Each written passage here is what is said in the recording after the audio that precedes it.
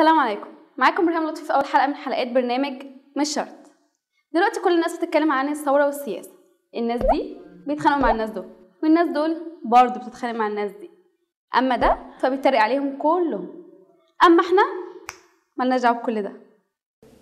احنا كمان هنعمل ثوره، بس ثورتنا هتكون مختلفه.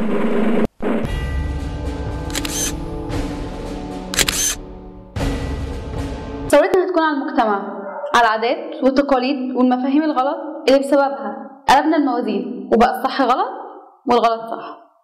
ثورة على مجتمع اخترع مصطلحات غريبة زي دي البنت لها زهوتها يا حبيبتي، قطر الحياة هيفوتك يا بنتي. وبسبب الحجة الفارغة دي البنت اضطرت انها تتجوز اي حد والسلام، حتى لو مش مناسب نهائي، عشان ما يتقالش عليها عايز. اما لو اتخطبتي وفسختي خطوبتك هيتقال عليكي اشاعات زي الفل. زي يا لهوي يا اختي، دي اتفسخت خطوبتها. يلا مش عايزين نتكلم على حد، ربنا يستر على وليان. بالظبط كده.